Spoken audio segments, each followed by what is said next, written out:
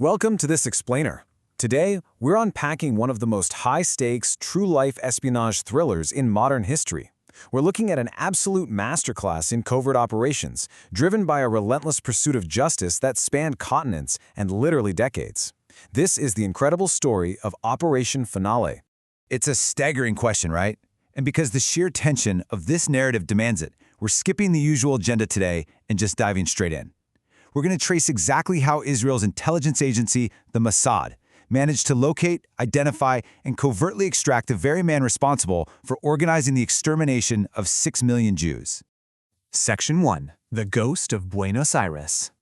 Okay, to truly grasp the scale of this operation, we have to start with the escape. After World War II, Adolf Eichmann actually managed to evade Allied intelligence. He used the notorious rat lines to flee to Argentina, which, at the time, had become a major post-war sanctuary for Nazi war criminals. He vanished using a Catholic Church certificate of indulgence, and, well, now what's really interesting about this document we're looking at is that it's the actual forged Red Cross passport number 100940, issued in Italy in 1948.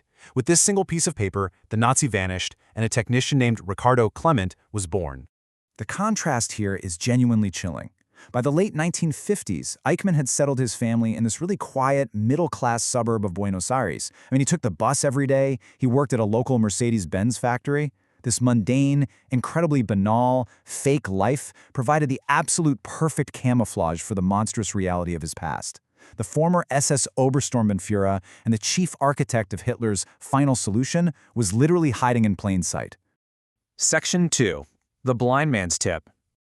So, how exactly do you find a ghost? You'd think it would take this massive global intelligence dragnet, but the critical breakthrough actually came from a completely unlikely hero.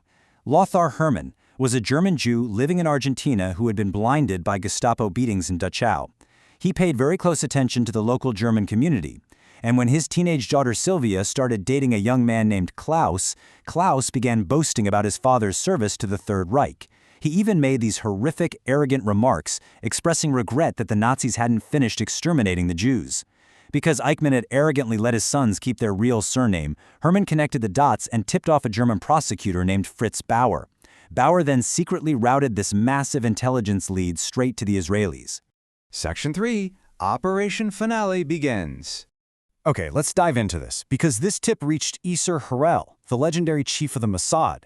Knowing Argentina had a track record of sympathizing with former Nazis, Harel knew a formal extradition request would likely just tip Eichmann off and cause him to vanish all over again.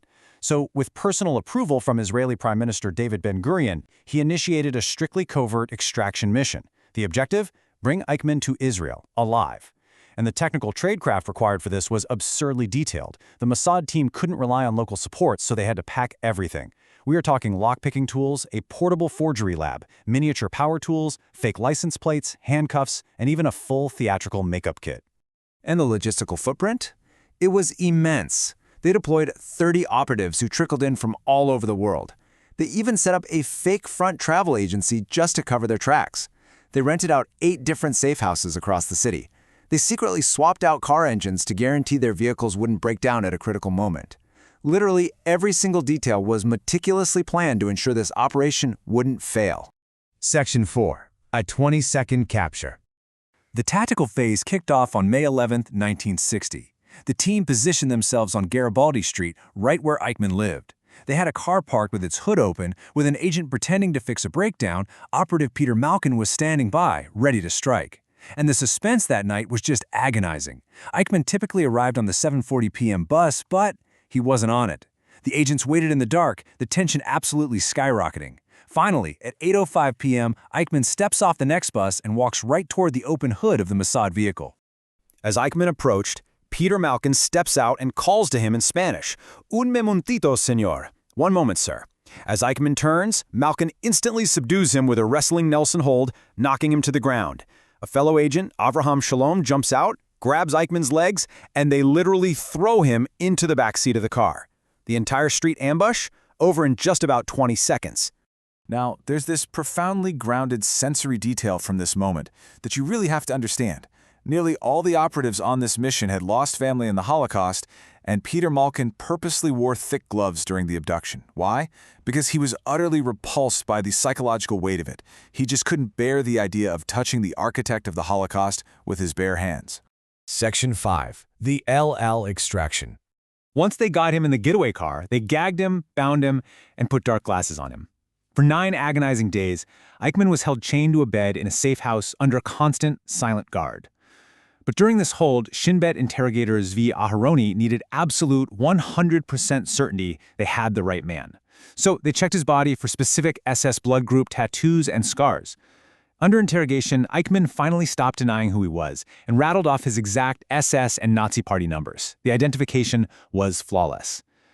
But now they had to actually get him out of the country. And for this, the Mossad used a brilliantly audacious plan. They were going to smuggle him out on a special LL Britannia airplane known as the Whispering Giant.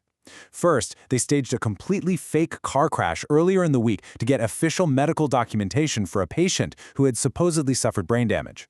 Then, on May 20, they heavily sedated Eichmann, dressed him up in a full LL flight crew uniform, and completely bypassed Argentine border control by claiming he was just an ill crew member flying home. At midnight, the plane took off for Israel. Section 6. 6 million accusers. At this point, the espionage thriller was over, but the true historical weight of the operation was really just beginning. When Prime Minister Ben-Gurion announced to the world that Adolf Eichmann was in Israeli custody, it sent absolute shockwaves across the globe. And this brilliantly illustrates the scene. By 1961, Eichmann was placed inside a specially designed bulletproof glass booth in a Jerusalem courtroom. A man who once held the power of life and death finally stripped of his power, answering to the Jewish people. The trial opened with a massive emotional punch. Israeli Attorney General Gideon Hosner stood up and delivered these unforgettable words. As I stand here before you to lead the prosecution of Adolf Eichmann, I do not stand alone. With me stand 6 million accusers, but they cannot rise to their feet and point an accusing finger. Their blood cries out, but their voice is not heard. You know, unlike the Nuremberg trials, which really relied heavily on written documents, the Eichmann trial put the survivors right at center stage. Over 100 survivors testified publicly, and because the trial was broadcast globally, it broke this massive barrier of public silence. For the first time, people around the world truly listened to the victims' stories. It embedded the specific term Holocaust into the global vernacular and fundamentally reshaped historical awareness forever. Ultimately, Eichmann faced 15 charges, including crimes against humanity and crimes against the Jewish people. He was found guilty on all counts. On the night of May 31, 1962, Adolf Eichmann was hanged.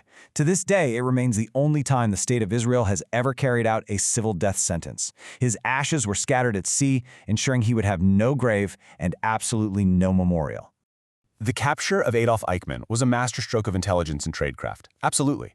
But its true legacy was the trial it produced. It forces us to ask, by putting the Holocaust on trial, did the world finally learn to listen to the survivors? This covert operation didn't just capture a fugitive. It birthed a modern era of historical accountability, giving a voice to the millions who had been silenced. Thanks so much for joining me on this explainer. I really hope it gave you a powerful new perspective on this incredible piece of history.